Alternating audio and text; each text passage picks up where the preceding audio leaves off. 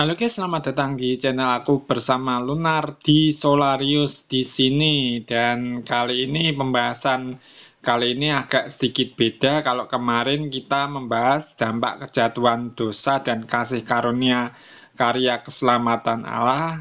Pada segmen kali ini agak sedikit berbeda ya guys, karena ini aku ingin menyoroti isu-isu klasik bahkan isu-isu kontemporer seputar teologi biblika Injilia, guys. Dan saat ini aku ingin menyoroti masalah pengajar-pengajar palsu, penyesat-penyesat palsu, bahkan juga penyesatan di dalam gereja itu sendiri. Dan pembahasan ini menarik karena dari dulu sampai sekarang itu merupakan sebuah isu klasik. Sebagai disclaimer bahwa video ini dibuat untuk bertujuan edukasi, menambah wawasan, tidak untuk menyudutkan pandangan atau keyakinan tertentu, atau mendiskreditkan pandangan-pandangan yang lainnya, guys. Tetapi itu semua sebagai studi perbandingan. Dan juga seperti biasa aku tetap dibantu ChatGPT dalam menyusun kerangka narasi. Dan kalau kalian perhatikan omonganku barusan itu ya memang belepotan, makanya aku minta tolong ChatGPT dalam menyusun kerangka narasi atau cerita yang mungkin lebih bagus lah, maksudnya penyampaiannya bisa lebih baik daripada aku. Dan ChatGPT di sini adalah alat bantu, bukan pengganti peran Tuhan atau peran Roh Kudus dalam memberikan ilham. Itu kembali kepada inspirasi pribadi atau hubungan pribadi dengan Tuhan, dan juga bagaimana kita membangun mesbah doa dengan Tuhan, dan juga pembacaan Alkitab ya guys. Jadi sekali lagi ChatGPT di sini hanyalah alat bantu untuk menyusun narasi saja dan membuat narasi itu bagus, walau kadang aku menyampaikan narasinya sering belepotan kayak gini ya guys. Oke, kita akan mulai saja.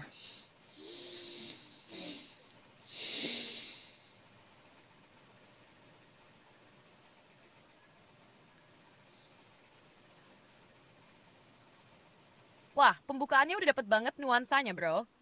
Tapi biar makin rapi dan enak didengar pas direkam, aku bantu susun ulang ya. Tetap pakai gaya kamu yang santai, tapi lebih tertata. Nih kira-kira versi yang udah dirapihin. Halo guys, selamat datang di channel aku. Bareng aku Lunardi, Solarius di sini. Solentlands. Strides dan NC mainstream biasanya. Kalau kemarin kita udah bahas soal dampak kejatuhan dosa dan kasih karunia dari karya keselamatan Allah, kali ini kita akan menyelam ke topik yang lebih klasik sekaligus relevan sampai hari ini. Yes, kita bakal bahas tentang pengajar-pengajar palsu, penyesat-penyesat palsu, bahkan juga penyesatan yang terjadi di dalam gereja itu sendiri. Topik ini bukan hal baru ya guys. Dari zaman dulu sampai sekarang, ini selalu jadi peringatan yang penting banget buat kita renungkan.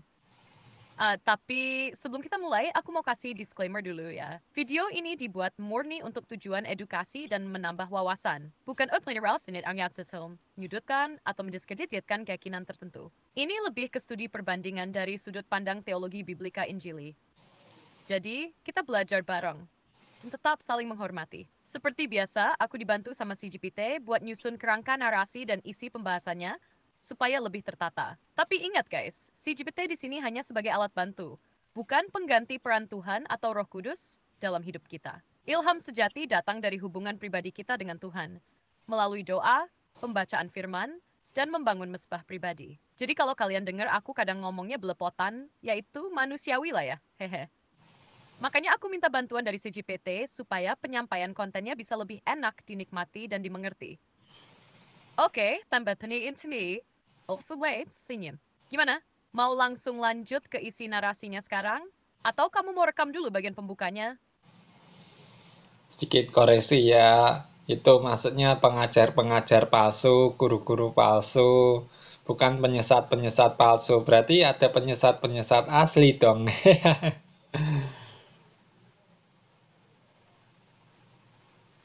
Haha, ya benar juga ya. Kalau dibilang penyesat-penyesat palsu, kesannya malah ada penyesat asli dong.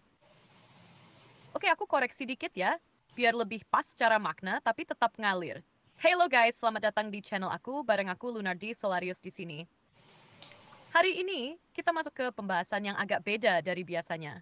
Kalau kemarin kita udah bahas soal dampak kejatuhan dosa dan kasih karunia dari karya keselamatan Allah, kali ini kita bakal menyelam ke topik yang lebih klasik tapi tetap relevan sampai hari ini. Yes, kita bakal bahas tentang guru-guru palsu, pengajar-pengajar palsu, dan juga penyesatan yang terjadi di dalam gereja itu sendiri. Topik ini bukan hal baru ya guys. Dari zaman dulu sampai sekarang, ini selalu jadi peringatan penting buat kita semua. Tapi sebelum kita mulai, aku mau kasih disclaimer dulu ya. Video ini dibuat murni untuk tujuan edukasi dan menambah wawasan. Bukan untuk menyerang, menyudutkan, atau mendiskreditkan keyakinan tertentu. Lebih ke studi perbandingan dari sudut pandang teologi Blika Injili. Jadi kita belajar bareng, sambil tetap saling menghormati. Seperti biasa, aku dibantu sama si GPT buat nyusun kerangka narasi dan isi pembahasannya supaya lebih tertata. Tapi ingat guys, CGPT di sini cuma alat bantu, bukan pengganti peran Tuhan atau Roh Kudus dalam hidup kita. Ilham sejati tetap datang dari hubungan pribadi kita dengan Tuhan, melalui doa, pembacaan firman, dan membangun mesbah pribadi. Dan kalau kalian dengar aku kadang ngomongnya belepotan, ya itu wajar lah ya, hehe.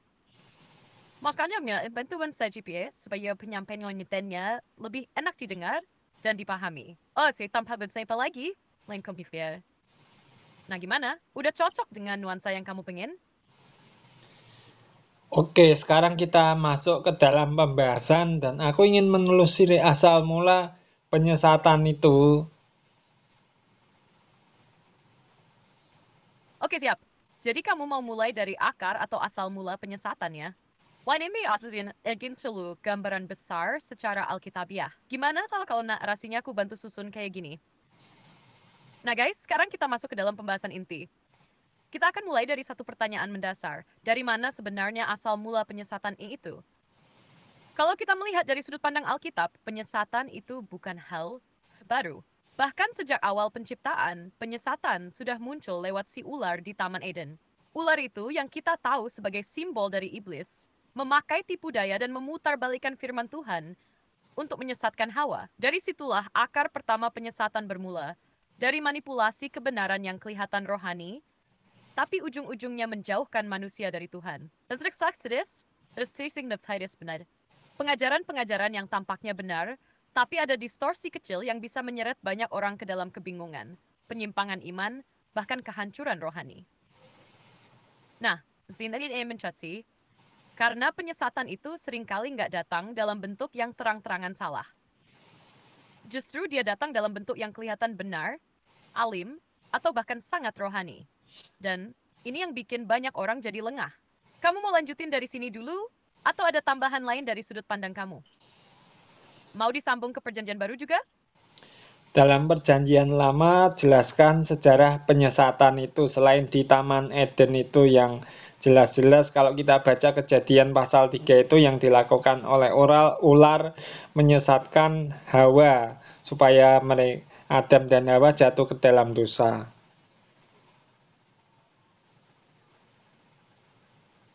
Nah, ini menarik banget. Jadi setelah kasus di Taman Eden, ternyata dalam perjanjian lama, penyesatan terus muncul dalam berbagai bentuk dan konteks. Aku bantu jelaskan beberapa contoh penting biar makin jelas ya. Setelah kejadian pasal 3, penyesatan mulai berkembang bukan hanya dalam bentuk godaan pribadi, tapi juga lewat ajaran, pengaruh budaya, bahkan penyembahan berhala yang merasuki umat Tuhan. Contoh besar lainnya muncul di zaman Musa. Ingat cerita Tembu Emas di Keluaran 22? Saat Musa naik ke Gunung Sinai untuk menerima hukum Tuhan, bangsa Israel justru mendesak Harun untuk membuat patung anak lembu dari emas. Mereka menyebutnya sebagai Allah yang menuntun mereka keluar dari Mesir. Ini bentuk penyesatan kolektif, di mana bangsa yang baru saja mengalami mujizat besar justru disesatkan oleh keinginan mereka sendiri dan tekanan lingkungan sekitar. Lalu di era para nabi, kita sering nemuin istilah nabi palsu atau imam-imam yang menyesatkan umat. Misalnya di Yeremia 23, Tuhan secara tegas mengecam para nabi palsu yang bernubuat bukan dari mulut Tuhan, tapi dari mimpi dan pikiran mereka sendiri, yang justru menyesatkan umat. Belum lagi di zaman Raja Ahab dan Isabel.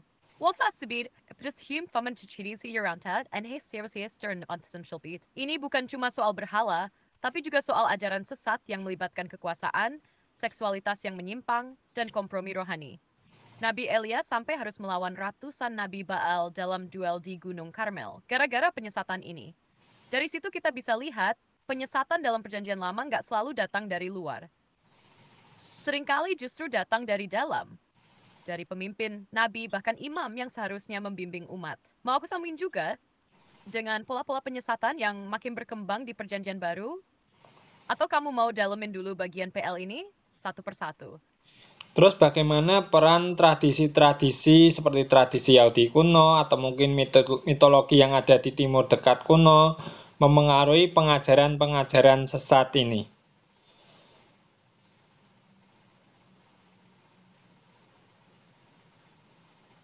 Wah, ini pertanyaannya keren banget. Karena memang pengaruh tradisi dan mitologi Timur Dekat kuno itu besar banget dalam membentuk konteks budaya di sekitar bangsa Israel. Dan dari sanalah banyak penyesatan juga merembes masuk. Jadi gini, bangsa Israel nggak hidup dalam ruang hampa. Mereka dikelilingi oleh bangsa-bangsa lain yang punya sistem kepercayaan dan mitologi sendiri. Seperti Mesir, Kanaan, Babel, Asyur, bahkan Fenisia. Nah, tradisi-tradisi dan mitologi mereka seringkali menyembah banyak dewa, pakai ritual-ritual magis, korban manusia, atau bahkan seks ritual yang dianggap sakral. Khusus dirasir dewa-dewa seperti Ra, Osiris, dan Isis yang disembah secara nasional. Di Babel, ada Marduk dan sistem astrologi yang kuat banget. Di Kanaan, ada Al dan Asyera yang digambarkan sebagai dewa kesuburan dan sering disembah lewat upacara seksual yang cabul banget. Nah, pengaruh ini masuk Israel bukan cuma secara budaya, tapi juga secara spiritual. Banyak orang Israel tergoda untuk menggabungkan ibadah kepada Yahweh dengan elemen-elemen dari agama tetangga. Sinkretisme, campuran yang kelihatan Anthony, tersudah menyimpang. Contohnya bisa kamu lihat waktu Raja Yerobeam bikin patung lembu emas di Dan dan Betel. Lalu bilang ke rakyat, inilah Allahmu, hai Israel. Itu mirip banget dengan simbol-simbol dewa kesuburan di sekitar mereka. Bahkan istilah dewa gunung atau dewa langit sering disematkan ke Baal, padahal Yahweh sendiri sudah menegaskan bahwa dialah Tuhan semesta alam. Dan yang lebih bahaya lagi, kadang para pemimpin atau nabi palsu memakai tradisi kuno itu buat melegitimasi tindakan mereka. Jadi seolah-olah mereka bawa pesan dari Tuhan, padahal mereka sebenarnya cuma daur ulang mitologi atau tradisi kafir. Makanya Tuhan sering banget menegaskan lewat para nabi, jangan belajar cara-cara bangsa lain. Karena Tuhan tahu, penyesatan sering masuk bukan dari ajaran frontal yang jelas-jelas salah, tapi lewat campur-campuran budaya dan tradisi yang kelihatannya menarik atau relevan. Kalau kamu mau, kita bisa bahas mitologi Babel atau Kanaan lebih detail, biar kelihatan gimana pengaruhnya menyesatkan umat Tuhan secara perlahan tapi pasti. Kamu tertarik fokus ke mitologi yang mana dulu? Babel, Mesir, atau Genesaret? Oke, di sini kita melihat dalam konteks perjanjian lama ya mengenai nabi-nabi palsu yang menyesatkan umat Allah sehingga kehidupan mereka menyimpang dari penyembahan Tuhan Allah yang sebenarnya. Nah, kita belajar dari sini dulu sebelum kita masuk ke dalam konteks perjanjian baru yang dan pengaruhnya yang dipengaruhi oleh budaya Helenistik. Tapi kita mau bahas dulu nabi-nabi palsu di dalam perjanjian lama ini.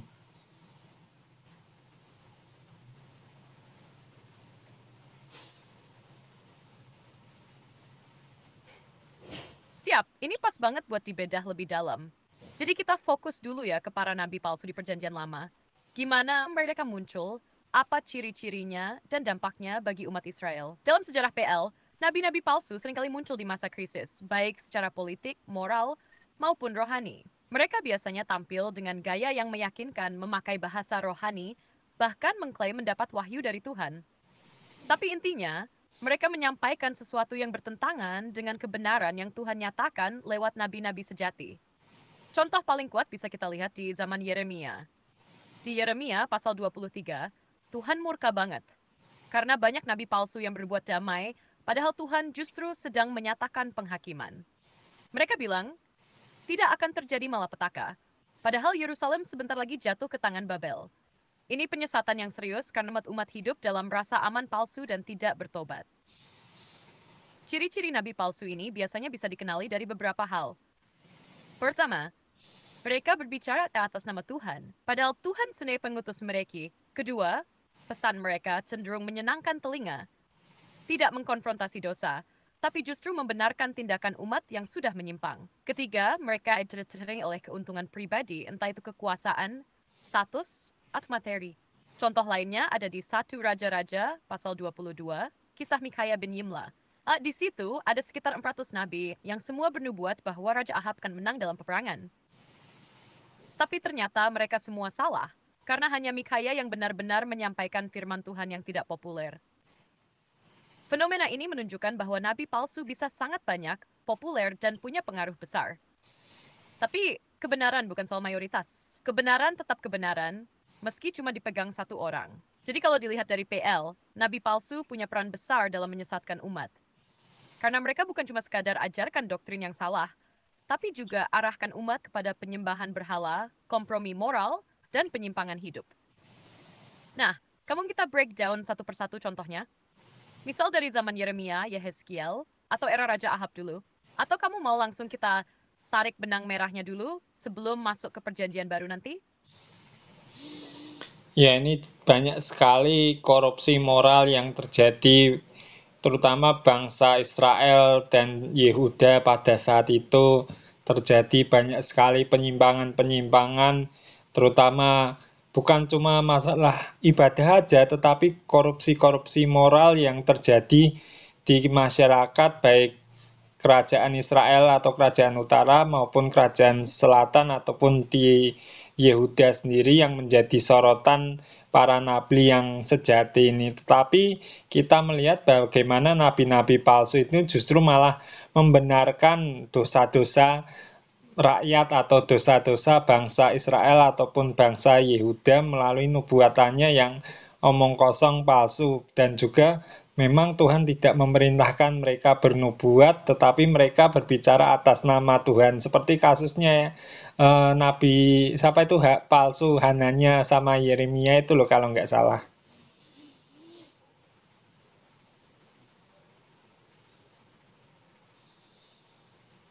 Yes, kamu tepat banget nyorot kasus Nabi Hananya itu. Itu salah satu contoh paling gamblang tentang bagaimana nabi palsu bekerja. Membawa harapan yang manis tapi palsu, dan malah memperparah kondisi rohani umat. Waktu itu konteksnya Yerusalem udah diambang kehancuran. Sebagian orang sudah dibuang ke Babel, dan Tuhan lewat Yeremia bilang, kita harus tunduk pada Babel, ini hukuman dari Tuhan, tapi nanti akan ada pemulihan. Tapi si Hananya malah datang dan berkata, enggak, ini semua akan selesai dalam 2 tahun. Tuhan akan mematahkan kuk Babel. Padahal Tuhan nggak pernah kesan itu ke Hananya. Yeremia sampai bilang langsung ke dia, amin, semoga benar kata-katamu. Tapi kalau nubuatmu itu dari Tuhan, mari kita lihat nanti akan terjadi atau enggak. Dan Tuhan kemudian menegaskan bahwa Hananya berdusta atas nama Tuhan. Akibatnya nasa yang sekarang noise itu dicatat di Yeremia pasal 28. Nah, ini menunjukkan bahwa penyesatan lewat nabi palsu bukan cuma soal teologi yang salah, tapi punya dampak langsung ke moral dan keputusan hidup umat. Karena kalau umat merasa semua baik-baik saja, padahal mereka sedang jauh dari Tuhan, mereka jadi makin keras hati, makin gak mau bertobat. Di zaman itu, baik di kerajaan utara maupun selatan, dosa-dosa seperti ketidakadilan sosial, penindasan terhadap orang miskin, korupsi dalam sistem hukum, penyembahan berhala, dan imoralitas seksual itu marak banget. Tapi nabi palsu justru bilang, Tuhan beserta kita, damai atas Yerusalem. Padahal kenyataannya Tuhan sudah muak dengan kehidupan mereka. Sementara itu, para nabi sejati kayak Yeremia, Yesaya, Amos, Mika, mereka berseru keras tentang keadilan, kesetiaan kepada Tuhan, dan pertobatan yang sejati. Tapi suara mereka sering dianggap mengganggu, bahkan membuat mereka dianiaya atau dikucilkan. Ini jadi pelajaran besar buat kita hari ini, bahwa suara kebenaran sering kali nggak populer dah, tapi kebenaran tetap harus disuarakan, meski menyakitkan. Kamu mau kita gali lebih dalam soal bagaimana ketidakadilan sosial dan korupsi moral jadi bahan sorotan utama para nabi sejati itu? Atau kita langsung masuk ke paralel konteks perjanjian baru setelah ini? Oke, kita sedikit bergeser pada zaman intertestamen atau abad kekosongan atau silent age, silent century kalau nggak salah istilahnya, selama 400 tahun itu. Kalau yang aku tahu sih selama abad kekosongan itu atau apa ya, silent century itu Tuhan tidak berfirman, tetapi banyak sekali kayak penyesatan, tulisan-tulisan apokrif, studiografi dan sejenisnya itu, bahkan puncaknya di pemberontakan Makabe, lalu Antiochus Epiphanes sebelum zaman Yesus itu loh.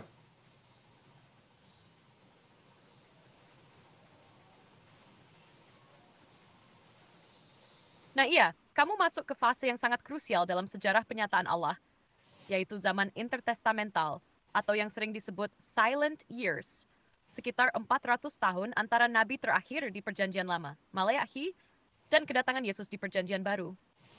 Walaupun disebut silent, sebenarnya bukan berarti semuanya benar-benar sunyi. Justru sebaliknya, itu masa yang penuh gejolak, baik secara politik, sosial, maupun rohani. Secara tradisi, diyakini Tuhan tidak berbicara lewat nabi-nabi seperti sebelumnya. Nggak ada nabi besar yang bangkit setelah Maleakhi. Tapi di sisi lain, justru di masa ini muncul banyak tulisan-tulisan apokrif dan pseudepigrafa yang kadang diklaim berasal dari tokoh besar seperti Henokh, Baruk, Dalael, padahal tidak sah secara kanon dan seringkali berisi unsur-unsur mistik, mitologi, atau bahkan ajaran yang membelokkan. Nah, penyesatan juga berkembang lewat munculnya berbagai aliran Yahudi yang mulai menekankan tradisi dan tafsir manusia lebih dari firman Allah sendiri.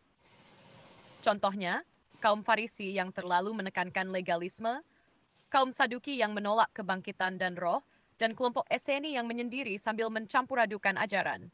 Puncak kekacauan ini salah satunya ditandai dengan kejadian tragis di bawah penguasa Seleukid, yaitu Antiochus IV Epiphanes.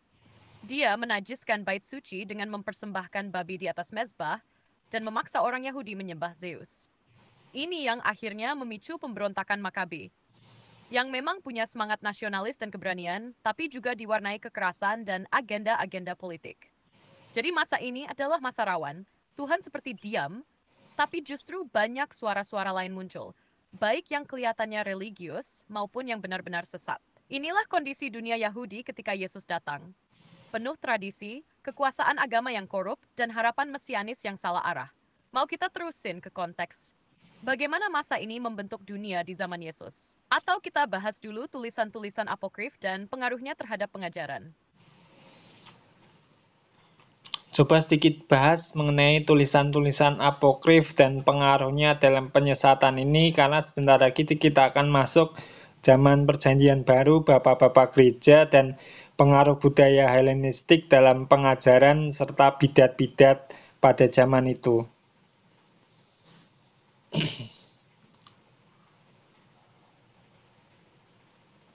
Siap? Ini masuk ke bagian yang menarik banget karena tulisan-tulisan apokrif dan pseudepigrafa itu jadi semacam jembatan antara Perjanjian Lama dan pengaruh pemikiran zaman baru yang muncul di era Helenistik dan gereja mula-mula.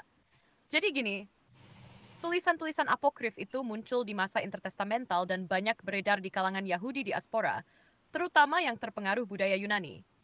Beberapa contoh yang cukup dikenal antara lain Kitab Tobit, Yudit 1 dan 2 Makabe, Kebijaksanaan Salomo, dan Sirach Ecclesiasticus. Di luar itu ada juga pseudepigrafa seperti Kitab Henokh, Asumsi Musa, dan Apokalips Baruch. Isinya kadang berupa kisah moral, nubuat, alegori, atau cerita mistik yang nggak ada dalam kanon Alkitab. Masalahnya, sebagian dari tulisan ini punya ajaran yang bertentangan dengan penyataan Tuhan di dalam Alkitab. Misalnya, penggambaran malaikat dan dunia roh yang berlebihan, spekulasi tentang akhir zaman yang mistis, bahkan doktrin yang membuka celah bagi dualisme dan legalisme. Kitab Henokh misalnya, sangat berpengaruh terhadap munculnya ajaran tentang hierarki malaikat dan setan yang akhirnya berkembang dalam Gnostisisme. Tulisan-tulisan ini juga memperkenalkan gaya apokaliptik yang penuh simbol-simbol dramatis, yang nanti pengaruhnya kelihatan jelas dalam Kitab Wahyu, tapi dalam versi asli yang sejati. Sayangnya, banyak kelompok di masa itu justru terjebak pada versi apokaliptik yang palsu, penuh dengan sensasionalisme dan tafsir-tafsir liar yang menyesatkan. Dan ketika dunia Helenistik makin mendominasi pasca penaklukan Alexander Agung, ajaran-ajaran itu makin dibumbui oleh filsafat Yunani. Disinilah nanti muncul pengaruh Platonisme, Stoikisme, bahkan Gnostik awal yang mulai masuk ke dalam pemahaman keagamaan. Dan ini jadi lahan subur bagi bidat-bidat pada zaman gereja mula-mula. Nah, kamu mau kita langsung sambungin ke zaman Perjanjian Baru, dan awal mula gereja? Atau kita bahas dulu detail tentang beberapa tulisan apokrif tertentu yang punya dampak besar terhadap ajaran sesat? Ya, kita langsung masuk ke bapak-bapak gereja dan juga bidat-bidat yang berkembang pada saat itu karena pengaruh budaya Helenistik yang berkembang luas pada saat itu, hingga masa konsili-konsili yang membuat suatu apologet menentang bidat-bidat itu. Mantap! Kita sekarang masuk ke masa yang penting banget dalam sejarah gereja, yaitu era para bapak gereja, dan pergumulan mereka melawan bidat-bidat awal yang dipengaruhi oleh budaya Helenistik. Setelah zaman Perjanjian Baru, kekristenan berkembang pesat, terutama di wilayah yang sudah terpengaruh budaya Yunani dan Romawi. Nah, disinilah tantangannya. Ajaran Kristen yang bersumber dari pewahyuan ilahi harus berhadapan dengan cara berpikir filosofis Yunani yang rasional, spekulatif, dan sering bersifat dualistik memisahkan roh dan materi, terang dan gelap, yang akhirnya memunculkan ajaran-ajaran menyimpang. Salah satu bidat paling awal dan paling besar pengaruhnya adalah Gnosticism. Gnostis. Ini ajaran yang sangat dipengaruhi Platonisme. Gnostik percaya bahwa dunia materi itu jahat, diciptakan oleh demiurge yang lebih rendah, bukan oleh Allah sejati. Mereka juga ajarkan bahwa keselamatan datang dari gnosis atau pengetahuan rahasia, bukan dari iman kepada Kristus. Ini jelas bertentangan dengan Injil. Bahkan, mereka menolak inkarnasi Yesus secara jasmani, karena menurut mereka, Allah sejati nggak mungkin ambil tubuh yang najis. Bapak-bapak gereja seperti Irenaeus, Tertullianus, dan kemudian Athanasius tampil sebagai apologet yang kuat. Irenaeus, dalam bukunya Against Heresies, secara tajam membongkar kebohongan Gnostik dan menegaskan bahwa Allah pencipta dalam Kejadian adalah Allah yang sama dengan Bapa Tuhan Yesus Kristus. Irenaeus juga menekankan pentingnya tradisi apostolik, bahwa ajaran yang benar bersumber dari rasul-rasul, bukan dari ilham pribadi. Selain Gnostik, ada juga bidat Marcionisme. Marcion memisahkan Allah PL dan Allah PB. Dia menolak PL dan hanya menerima versi Injil Lukas dan sebagian surat Paulus. Lagi-lagi, dualisme Helenistik. Arianisme juga muncul kemudian, lewat Arius yang mengajarkan bahwa Yesus itu bukan Allah sejati, melainkan ciptaan tertinggi. Ini menantang doktrin Tritunggal. Maka muncullah Konsili Nisea tahun 325 M, di mana Athanasius jadi tokoh utama yang membela keilahian Kristus, dan muncullah Credo Nicea sebagai penegasan iman Kristen Ortodoks. Jadi, masa ini yang melewat pergumulan rasional biasa. Para bapak gereja harus melawan ajaran sesat, bukan cuma dari luar, paganisme atau kekaisaran, tapi juga dari dalam komunitas Kristen sendiri, yang memakai istilah Kristen, tapi dengan isi ajaran yang menyimpang karena pengaruh filsafat dunia. Mau kita dalamin satu persatu, misalnya Gnostik dulu, atau kamu mau masuk ke perkembangan teologi ortodoks yang akhirnya diteguhkan lewat konsili-konsili itu? Ya, kalau kita melihat konsili-konsili diadakan ini tujuannya untuk sebagai suatu apologet serta suatu kredo pengakuan iman Kristen yang sejati melawan bidat-bidat atau pengajar-pengajar sesat pada saat itu yang berkembang. Kemudian kita bergeser ke abad pertengahan mengenai penyesat-penyesat ini yang terjadi di abad pertengahan.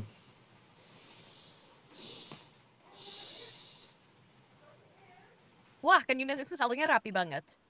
Jadi benar, konsili-konsili gereja seperti konsili Nicea 325 M, konsili Konstantinopel 301 M, Efesus 430 M, dan Chalcedon 451 M, itu bukan sekadar rapat formal, tapi pertempuran rohani dan intelektual melawan bidat yang serius.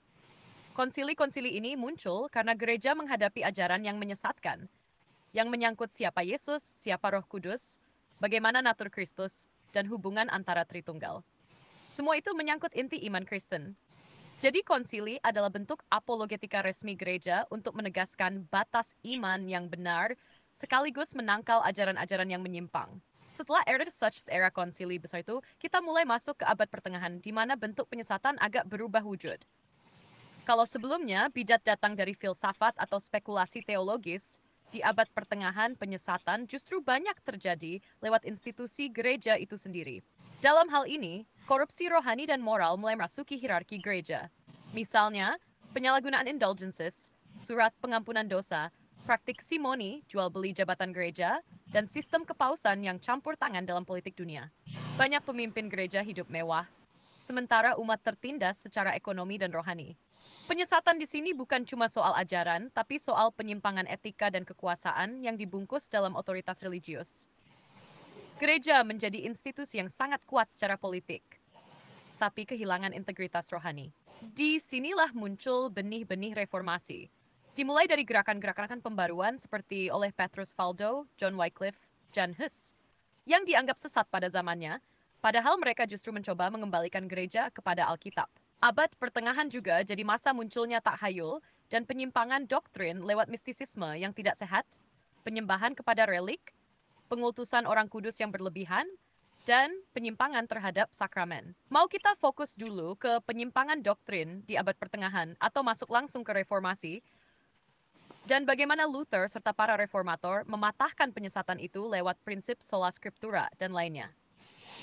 Kita sedikit membahas tentang penyimpangan-penyimpangan atau penyesatan-penyesatan yang terjadi di abad pertengahan, lalu bagaimana reformasi yang digagas oleh Martin Luther itu dapat mengcounter penyesatan itu, walaupun tidak semuanya sih, dan memang saat ini masih ada juga, tapi setidaknya dari reformasi gereja itu kan berusaha mengembalikan ke akar yang semula, meskipun tidak semuanya benar-benar bersih gitu loh.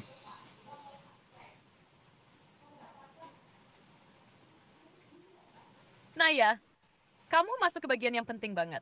Jadi, di abad pertengahan itu, penyesatan bukan lagi cuma soal doktrin yang menyimpang dari Alkitab, tapi juga sistem gereja yang makin jauh dari semangat pelayanan Kristus, dan malah berubah jadi alat kekuasaan. Penyimpangan yang paling kentara waktu itu antara lain. Pertama, penjualan indulgences, yaitu surat pengampunan dosa yang bisa dibeli. Dan ini perusahaan doktrin kesehatan, tapi masih juga menipu umat bahwa may habis dan pas. Lots of have built-in and kuasan paus dan desen. Paus dianggap sebagai wakil Kristus yang tidak bisa salah ex cathedra, padahal banyak di antara mereka terlibat politik, bahkan perang, dan hidup dalam kemewahan. Was, dan Alkitab sedis. Kitab suci hanya tersedia dalam bahasa Latin, dan hanya imam yang boleh membacanya. Jadi, kebenaran dikendalikan oleh segelintir elit rohani. Nah, dalam kondisi seperti ini, Martin Luther muncul sebagai suara kenabian. Seorang biarawan Augustinian yang bergulat dengan pertanyaan mendalam soal keselamatan. Puncaknya, tahun 1912, Luther menempelkan 95 tesis di pintu gereja Wittenberg, mengkritik keras praktik indulgences, dan menuntut gereja kembali kepada Injil yang murni. Reformasi yang digagas Luther punya dampak besar karena dia menekankan beberapa prinsip penting, seperti sola scriptura, hanya Alkitab yang jadi otoritas tertinggi, bukan tradisi gereja atau paus. Sola fide, manusia dibenarkan hanya karena iman, bukan karena perbuatan atau ritual. Sola gratia, keselamatan atendianagaan mati, bukan hasil usaha. Solus Christus, hanya Kristus yang menjadi perantara antara manusia dan Allah. Soli Deo Gloria, segala kemuliaan hanya bagi Allah, bukan bagi gereja atau manusia. Reformasi membuka akses Alkitab ke dalam bahasa lokal, sehingga umat bisa mengenal kebenaran secara langsung. Tapi, seperti yang kamu bilang, memang nggak semua masalah langsung bersih. Setelah reformasi pun, masih ada perpecahan, konflik, bahkan muncul kelompok-kelompok ekstrem baru. Dan tapi paling nggak, reformasi menjadi titik balik usaha untuk kembali ke akar iman yang sejati, yaitu Injil. Kalau kamu mau, kita bisa bahas lebih dalam soal perpecahan setelah reformasi, atau gimana semangat reformasi masih relevan dalam menghadapi penyesatan zaman sekarang. Kamu lebih condong kemana? Kembali seperti yang Tuhan Yesus katakan bahwa di akhir zaman nanti akan ada penyesat-penyesat, akan ada guru-guru palsu, pengajar-pengajar palsu, atau bahkan mesias-mesias palsu. Demikian juga surat-surat Paulus mengatakan atau menegaskan hal yang demikian. Nah, sekarang kita masuk ke dalam dunia modern ini. Dan sekarang ini banyak sekali aliran-aliran Kristen yang dalam tanda kutip itu aneh-aneh dan menurut aku sih nggak biblikal gitu dan menyimpang dan pengajarannya ini begini, dan hal itu yang menyebabkan perpecahan banyak sekali gereja karena mereka menganggap apa yang mereka yakini itu benar, padahal apa yang mereka yakini benar itu belum tentu berakar dalam Alkitab. Walaupun kadang-kadang mereka memakai Alkitab atau teks-teks ayat-ayat Alkitab sebagai dasarnya, namun dalam sisi penafsiran mereka menyimpang dan mereka justru membuat satu dalam tanda kutip wahyu sendiri atau suatu tulisan-tulisan suci yang sepertinya memiliki otoritas yang sama dengan Alkitab itu.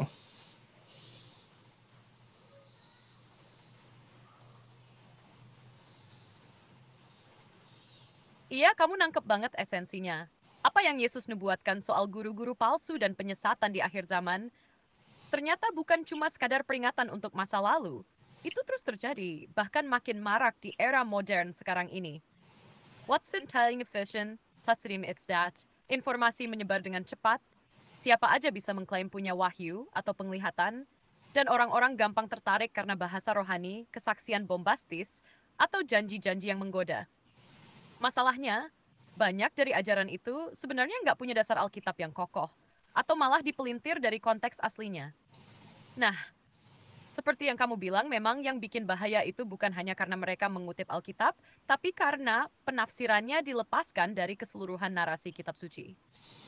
Akhirnya, mereka membangun doktrin sendiri, bahkan mengklaim punya tulisan suci tambahan atau otoritas rohani baru, yang sejatinya menggeser posisi otoritatif Alkitab. Ini mirip dengan pola-pola bidat awal. Ada unsur eksklusivitas, karismatik yang menonjol, pengkultusan tokoh tertentu, dan biasanya ada wahyu baru yang diposisikan sejajar atau bahkan lebih tinggi dari Alkitab. Padahal Wahyu 22 sudah jelas memperingatkan, jangan menambah dan jangan mengurangi firman. Dan lebih menyedihkan lagi, akibatnya ban perpecah-pecahan dalam tubuh Kristus. Bukan karena perbedaan kecil, tapi karena penyimpangan besar yang dipaksakan sebagai kebenaran. Gereja yang seharusnya satu dalam Kristus malah terpecah karena ego rohani dan pemaksaan tafsir pribadi. Paulus sudah mengingatkan dalam 2 Timotius 4 bahwa akan datang waktunya orang-orang tidak mau lagi menerima ajaran sehat, tapi mengumpulkan guru-guru menurut kehendaknya sendiri untuk memuaskan telinga mereka. Dan itu persis seperti sekarang ini. Banyak orang cari pengajaran yang nyaman, yang memanjakan, bukan yang menantang untuk bertobat dan hidup kudus. Menurutmu, perlu nggak kalau kita mulai rumusin ciri-ciri ajaran yang menyimpang di zaman sekarang sebagai bentuk edukasi buat jemaat? Biar mereka bisa mengenali lebih awal dan tetap berpijak pada kebenaran firman. Ya, buatkan rumusan ciri-ciri yang kamu maksud itu.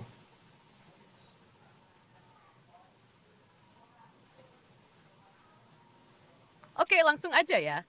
Berdasarkan pola dari Alkitab dan pengamatan terhadap berbagai ajaran menyimpang zaman sekarang, ini beberapa ciri yang bisa jadi penanda kalau suatu pengajaran itu patut diwaspadai. Pertama, menggeser otoritas Alkitab. Ajaran sesat biasanya menempatkan wahyu baru, penglihatan, nubuat, atau tulisan tambahan seolah-olah setara, bahkan lebih tinggi dari Alkitab. Kalau ada yang bilang kitab suci belum lengkap, ini tambahan dari Tuhan, itu tanda bahaya besar.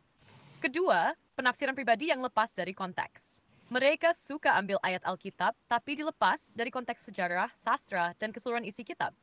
Penafsiran jadi sangat subjektif, bahkan cenderung mistis atau simbolis berlebihan, tanpa dasar teologi yang sehat.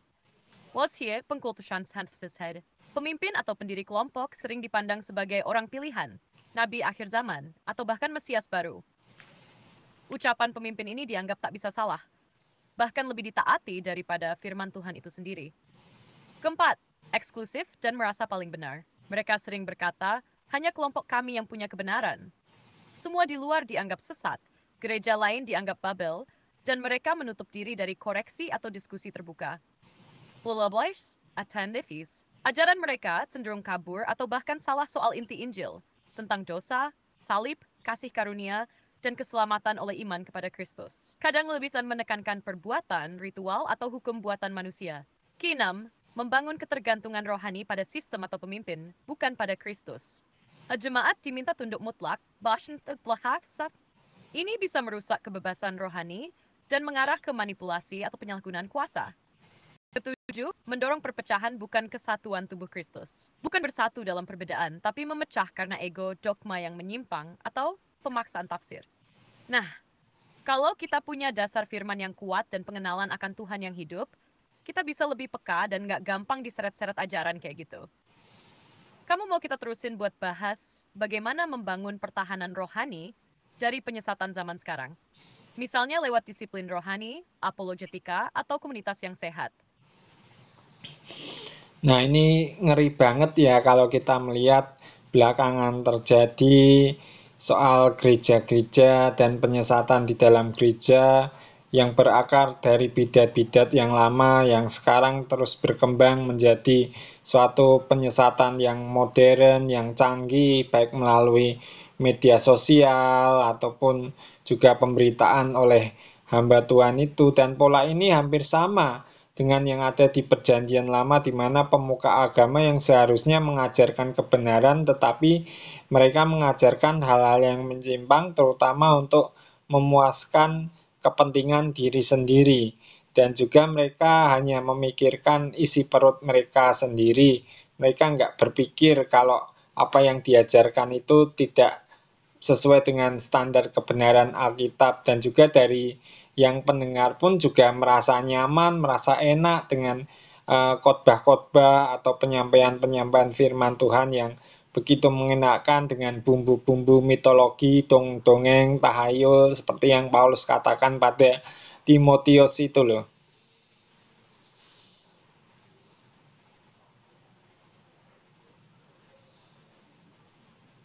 Betul banget, dan kamu jeli banget menangkap paralel antara zaman sekarang dengan zaman para nabi dalam perjanjian lama. Polanya memang nyaris sama. Pemuka agama atau pemimpin rohani yang seharusnya jadi corong kebenaran malah jadi corong kepentingan pribadi. Yang paling ngeri adalah saat penyimpangan itu dibungkus rapi dengan kata-kata manis, kisah-kisah bombastis, bahkan diselipin ayat-ayat kitab suci biar terkesan alkitabiah. Tapi kalau dicermati, justru itu yang dimaksud Paulus dalam 2 Timotius pasal 4. Orang-orang akan mengumpulkan guru-guru untuk memuaskan telinga mereka, bukan untuk menyucikan hati mereka. Dan betul juga, banyak khotbah sekarang itu bukan lagi membawa pendengar untuk bertobat dan makin serupa Kristus, tapi justru jadi semacam motivasi duniawi, penuh janji-janji keberhasilan, mimpi-mimpi besar, tapi tanpa salib dan pertobatan. Padahal, kekristenan sejati itu soal hidup yang disalibkan, bukan dimanjakan. Yang lebih bikin resah, penyebaran penyesatan ini sekarang makin masif lewat media sosial, di mana siapa aja bisa jadi hamba Tuhan atau pengkhotbah viral, tapi isi pesannya dangkal, mistis, atau malah nggak sesuai dengan Injil yang sejati. Dan karena kemasannya keren, gaya bicaranya lancar, banyak yang tertarik tanpa sadar bahwa mereka sedang dicekoki makanan rohani yang salah resep. Ini jadi tanggung jawab besar buat kita yang sadar akan bahaya ini. Bukan buat menghakimi, tapi buat mengingatkan, membongkar kepalsuan dengan kasih, dan membawa orang kembali kepada firman yang murni. Seperti Yesus sendiri bilang, akan datang serigala berbulu domba, tapi buahnya akan kelihatan. Jadi penting banget kita punya kepekaan dan dasar firman yang kuat. Kamu mau kita bahas juga gimana cara melatih kepekaan rohani itu? Atau kamu lebih tertarik buat nyusun materi pengajaran atau renungan soal tema ini? Bisa banget kita garap bareng. Ya, dan juga menarik ada segelintir orang yang mengaku mendapat wahyu, penglihatan, atau mendapat mimpi, didatangi Tuhan, ditunjuk sama malaikat, dikasih wahyu, atau gimana gitu loh. Yang kemudian hal itu dipercaya sebagian besar orang Kristen, bahkan sebagian besar orang itu loh, yang sangat miris. Misalnya, katakanlah sebagai ilustrasi, aku semalam dapat kelihatan didatangi Tuhan memberikan satu wahyu atau memberikan suatu penglihatan tentang ini, misalnya tentang kehancuran kota Madiun pada tanggal sekian-sekian atau mungkin memberitahukan kedatangan Tuhan pada hari ini tanggal sekian, bulan sekian, tahun sekian, Tuhan akan datang. Nah itu loh yang penyesatan-penyesatan yang sangat signifikan ini.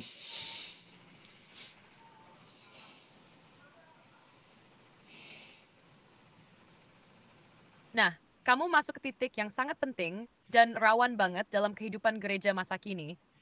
Fenomena orang yang mengaku mendapat wahyu baru, penglihatan, mimpi rohani atau bertemu Tuhan langsung, lalu menjadikan pengalaman itu sebagai dasar doktrin atau pegangan iman, itu semakin sering terjadi.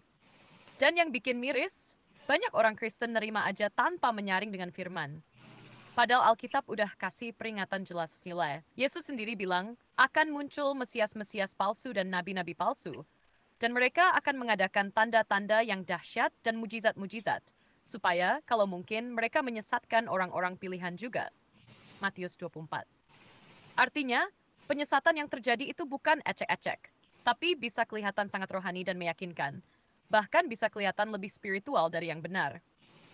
Dan soal mimpi atau penglihatan itu, Tuhan memang bisa berbicara lewat cara-cara itu, tetapi selalu ada standar pengujian.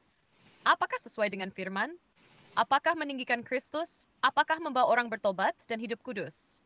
Kalau malah jadi alat menakut-nakuti, memperkaya diri, mengkultuskan pribadi, atau menetapkan tanggal-tanggal tertentu, itu udah lampu merah besar. Kayak yang kamu bilang tadi. Misal ada yang mengklaim, saya mendapat penglihatan bahwa kota Madiun akan hancur tanggal sekian, atau Tuhan akan datang hari ini. Itu bukan cuma nggak alkitabiah, tapi secara eksplisit ditolak oleh Yesus sendiri. Di Matius 24 ayat 36, Yesus tidak seorang pun tahu tentang hari atau saat itu. Malaikat-malaikat di sorga tidak, dan anak pun tidak. Hanya Bapa sendiri. Kalau ada orang bilang, tahu tanggal kedatangan Tuhan, dia secara langsung sedang mengatakan tahu lebih banyak dari Yesus. Masalahnya adalah banyak orang lebih suka pengalaman rohani yang spektakuler daripada membangun relasi pribadi dengan Tuhan lewat doa dan firman. Maka ketika muncul seseorang yang karismatik, bisa cerita pengalaman luar biasa. Banyak yang langsung percaya. Padahal kita dipanggil bukan untuk hidup berdasarkan pengalaman orang lain, tapi berdasarkan firman yang hidup. Kita bisa bantu jemaat dengan mengajarkan cara menyaring semua ini. Bagaimana membedakan antara suara Tuhan dan suara sendiri. Antara pengalaman rohani yang sehat dan yang menyesatkan. Kamu tertarik kalau kita susun semacam panduan atau semacam renungan singkat tentang mengapa kita harus menguji segala sesuatu menurut Alkitab? Yang menariknya di sini ada sebagian orang yang mengaku sering naik turun surga gitu loh. Lah kalau surga indah, surga bagus, kalau sudah naik ke surga, kenapa turun lagi ke bumi, ke dunia ini? Kan lebih enak tinggal di sana.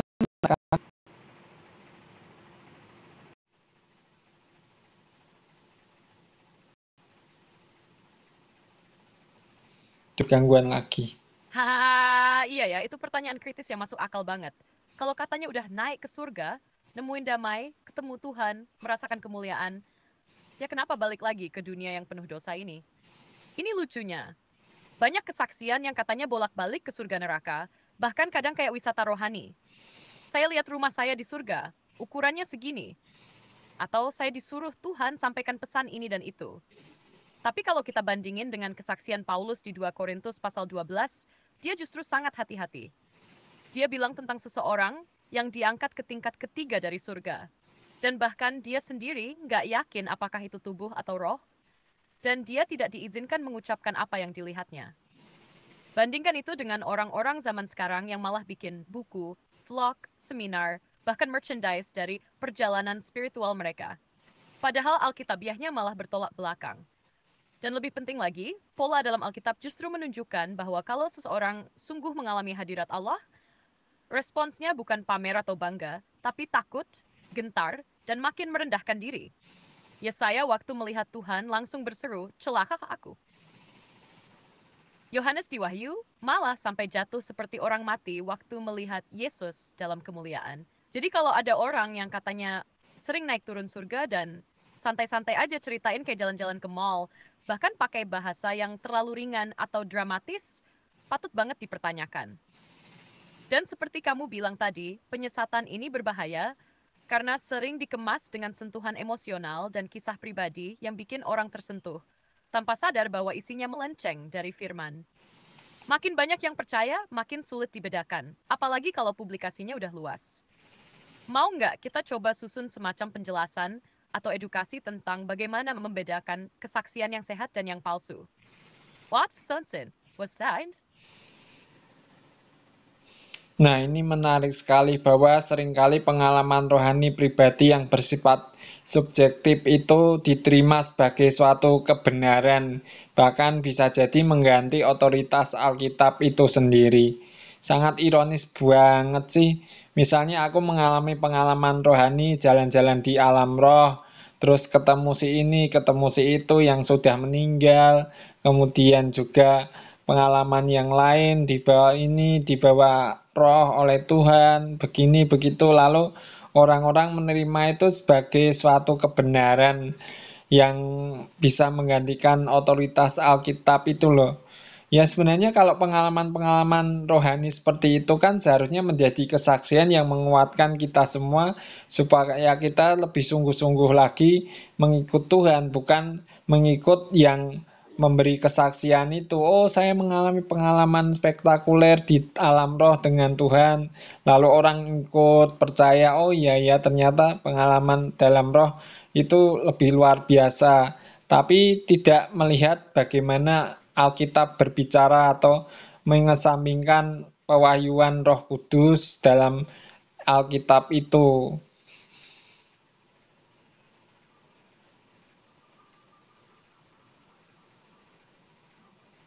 Nah, kamu menyuarakan hal yang sangat penting dan makin relevan hari-hari ini. Banyak orang lebih mudah terpukau oleh pengalaman rohani pribadi, apalagi kalau disampaikan dengan dramatis dan penuh emosi, daripada bersandar pada otoritas firman Tuhan yang jelas, meskipun mungkin tidak sewah itu di permukaan.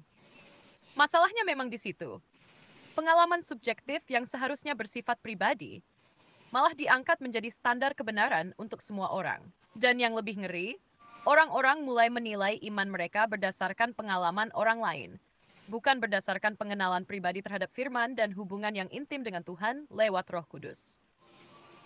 Dan benar juga, seringkali pengalaman-pengalaman alam roh ini bukan membawa orang makin cinta Tuhan, tapi malah bentuk ketergantungan rohani pada si pencerita yang akhirnya bisa menimbulkan kultus pribadi. Apalagi kalau pengalaman itu mulai mengandung unsur mistik, bertemu roh orang mati, dapat pesan dari alam lain, bahkan kadang meramalkan sesuatu. Itu udah bahaya banget. Karena kalau nggak diuji dengan firman, bisa jadi itu bukan dari Tuhan sama sekali. Yang lebih ironis lagi, Alkitab itu justru jadi ditinggalkan, dianggap nggak cukup, lalu digantikan dengan semacam kitab pengalaman pribadi dari orang-orang yang katanya pernah ke surga, pernah ke neraka, dapat pesan rahasia. Padahal Alkitab sudah lengkap, cukup, dan sempurna sebagai dasar iman. Seharusnya, seperti kamu bilang tadi, kalaupun Tuhan kasih pengalaman rohani tertentu, itu bukan untuk meninggikan diri atau jadi pusat perhatian. Tapi maksud Iwan, dan membawa kita makin rendah hati dan Tuhan.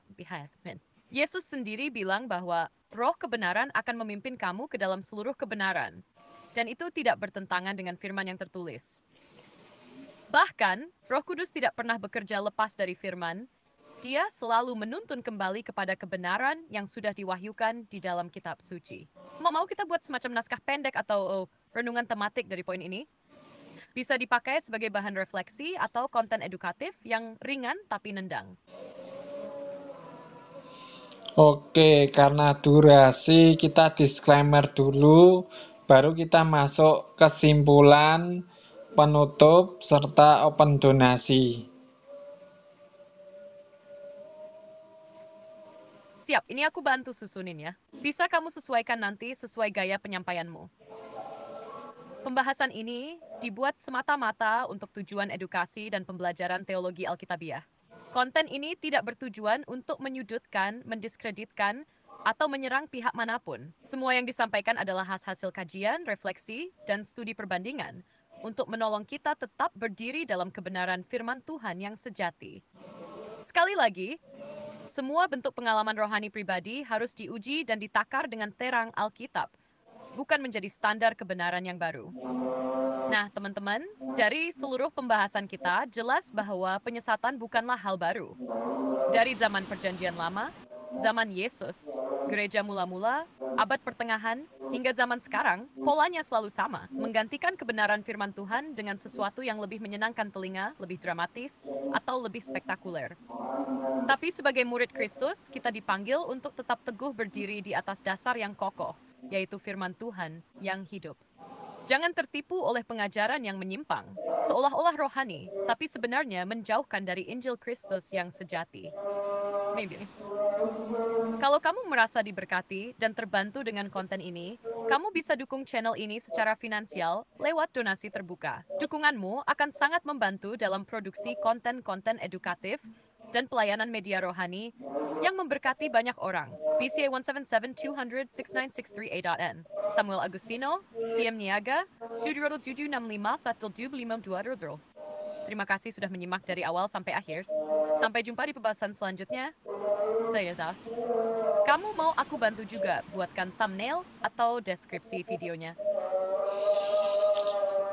Oke, bagi kalian yang tertarik dengan video-video di channel ini, feel free untuk subscribe video-video atau subscribe channel ini. Dan juga apabila kalian merasa bermanfaat dan ingin membagikan kepada teman-teman kalian, keluarga, saudara, ataupun yang lain, kenalan-kenalan, kalian bisa share. Dan kita di sini terbuka untuk diskusi. Silahkan tulis di kolom komentar ya. Dan mohon maaf kalau ngomongku ini agak belepotan, karena memang secara kondisi kesehatan aku ya seperti ini, nggak seperti orang sehat pada umumnya. Walaupun ya memang seringkali sih ngomongnya belepotan kayak gini, nggak teratur. Dan juga terima kasih kepada para donatur yang membantu, terutama dari Bakso Maju Mapan di Jalan Trunojoyo, Kota Madiun, Selatan Pasar Seko. Jadi kalau kalian ke Madiun, Kota Madiun, jangan lupa mampir ke Bakso Maju Mapan Trunojoyo di Selatan Sleko. Di situ banyak sekali varian bakso, dari bakso urat, bakso cumi, bakso jamur, bakso isi daging, bakso mercon, bakso beranak pun juga ada, bakso iga juga ada, mie ayam juga ada, dengan harga yang terjangkau dan dijamin pasti ya sesuai harga lah. Memuaskan kalau menurut aku, soalnya aku sering ke situ sih.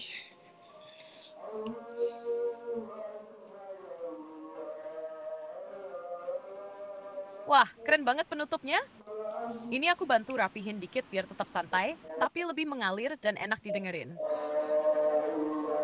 Oke teman-teman, buat kalian yang merasa terberkati dan tertarik dengan video-video di channel ini, feel free banget buat subscribe ya. Dan kalau menurut kalian konten ini bermanfaat, jangan ragu buat share ke keluarga, teman-teman, atau siapapun yang menurut kalian butuh dengerin pembahasan ini. Kita juga terbuka banget untuk diskusi. Jadi silahkan tulis pendapat kalian di kolom komentar. Maaf kalau cara ngomongku agak belepotan atau nggak terlalu teratur, memang karena kondisi kesehatanku ya seperti ini, nggak sefit orang-orang pada umumnya. Tapi semoga pesan yang disampaikan tetap bisa ditangkap dengan baik. Oh iya, aku juga mau ucapin terima kasih khusus buat para donatur yang udah dukung channel ini. Terutama dari Bakso Maju Mapan, yang ada di Jalan Tronojoyo, Kota Madiun, tepatnya di sebelah selatan Pasar Sleko. Buat kalian yang lagi di Madiun, jangan lupa mampir ke sana.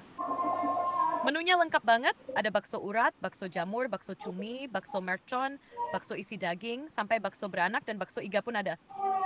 Bahkan mie ayam juga tersedia.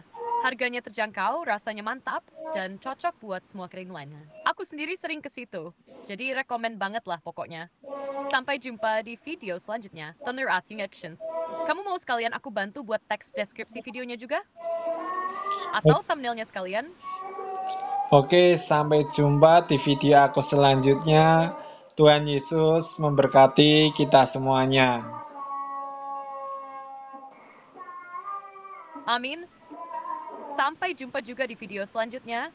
Semangat terus ya. Tuhan Yesus memberkati kamu dan semua yang menonton. Tetap setia di dalam firman, tetap rendah hati, dan jangan lelah jadi terang. Ngomong-ngomong, kamu udah ada ide buat video selanjutnya belum? Mau bahas apa nih ke depan?